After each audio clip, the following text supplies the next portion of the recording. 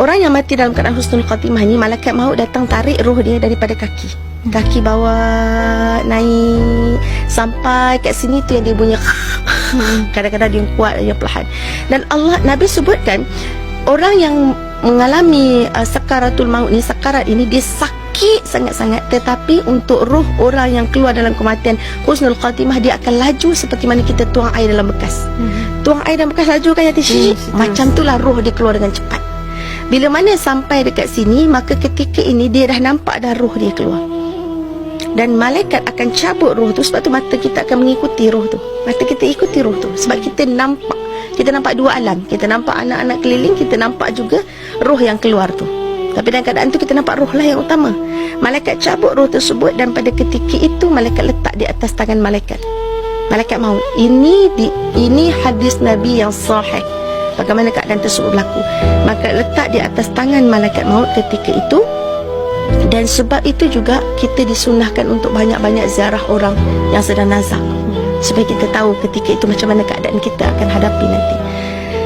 Ketika roh berada di tangan ni, kita akan tengok. Ketika roh nak sampai ni, kita akan tengok muka malaikat maut. Malaikat maut akan datang depan kita seketul seperti satu jasad. Dan ia benar. Kalau kita duduk kat belakang, orang ada lalu belakang pun kita dah rasa macam siapa ni, kita pun dah rasa semacam ini kan satu malaikat jasad datang depan kita, bagi tahu yang dia nak ambil nyawa kita atas perintah Allah. Macam mana keadaan kita, tubuh kita ketika itu. Itulah kali pertama dibukakan alam ghaib untuk kita. Itulah kali pertama dibukakan wajah malaikat maut untuk kita. Itulah kali pertama kita dapat melihat roh kita sendiri. Maka ketika malaikat maut datang, kita boleh bayangkan ya tuan-tuan, puan-puan, macam mana badan kita waktu tu bila malaikat nak ambil roh dia, nak ambil roh kita dan letak dekat tangan dia. Kita tengok roh kita, kita kata inilah roh kita. Inilah roh kita yang selama ni kita tak pernah tengok roh tu macam mana, kan? Dan akan datang malaikat-malaikat rahmat turun bersama-sama dengan kita. Turun, nak angkat, nak raikan roh kita ni, nak mandikan roh kita, nak kafankan roh kita, nak wangi-wangiankan roh kita. Macam mana hanya Allah saja yang tahu. Malaikat rahmat akan turun penuh berduyun-duyun. Dan ketika itu bila Nabi ceritakan pasal malaikat rahmat, Nabi katakan wajah malaikat rahmat ini sangat bercahaya-cahaya seperti mana bulan terang benderang. Itulah tandanya kematian husnul khatimah.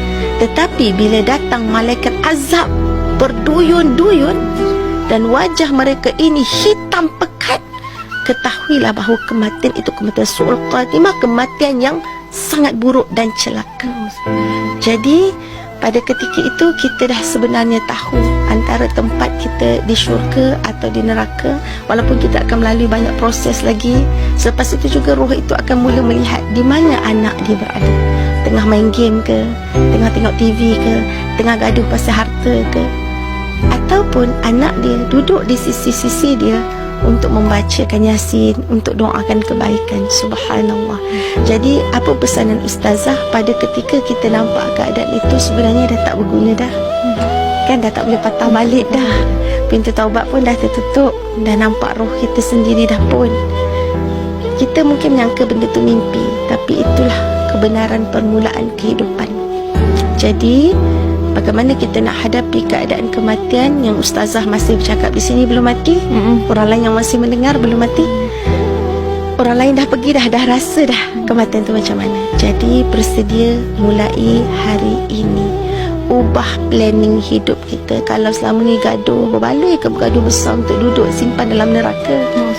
Berbaloi ke untuk ucap benda-benda kotor, pukul isteri, isteri tengking suami, anak biadab dengan mak ayah, zakat kedekut nak keluar untuk kita dibakar dalam api neraka? Belum cakap pasal bakar, baru nak ambil nyawa pun dalam keadaan azab. Sangat tak berbaloi, kan? Jadi mulai hari ini azam untuk jadi orang baik, orang soleh. Saya bukan orang baik, tapi saya nak jadi lebih baik di sisi Allah. Bantu saya, Allah bantu saya, bantu saya. Bila kita mula minta bantuan dengan Allah, Allah ya Fatah, Allah ya Fatah, Allah ya Fatah, Allah buka jalan, Allah buka jalan, Allah buka jalan, Allah akan bagi kita bantuan insya-Allah.